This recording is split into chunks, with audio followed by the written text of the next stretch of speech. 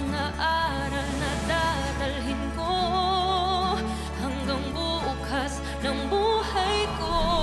Lahat ng pagsubok ay kakayanin ko.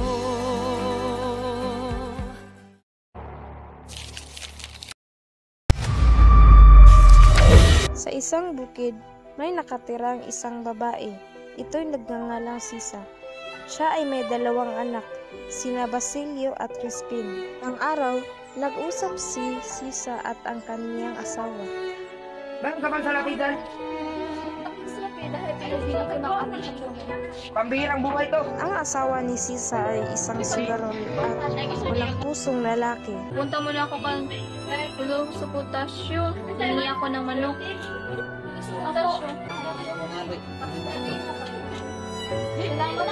Sa kasawiang palad, dumating ang kanyang asawa, na minsan lamang kung umuwi. Hintay siya sandali at maya-maya pa'y narinig niya ang boses ni Basilio sa pinto. Nanay! Buksan niyo po ang pinto, nanay! Mga anak ko! Tawag ni Basilio mula sa labas.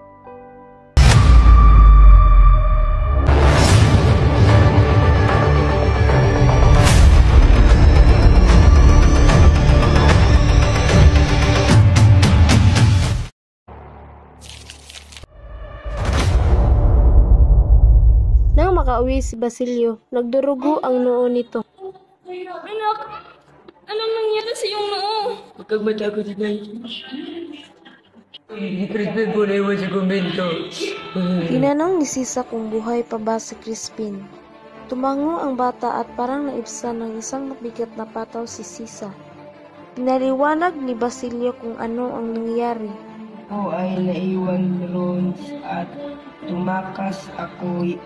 Inulol ako ng mga gwardiya. Di naglaon ay nagkaroon si Basilio ng napakasamang panaginip. Nakita niya si Crispin na pinapalo ng kura. Umiilig ito, ngunit kinakalagad ng sakristan mayor sa harap ng kura. Ginising ni Sisa ang umuungol na anak. Crispin! Pinagtapat ni Basilio ang kaniyang napanaginipan.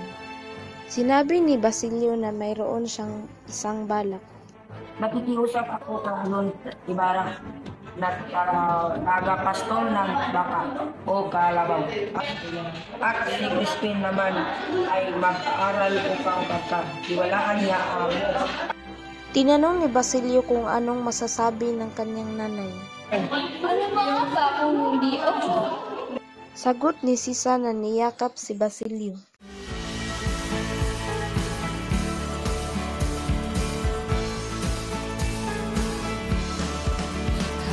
Kayang baguhin ang nakalipas. Maiiba kaya ang mangyayari?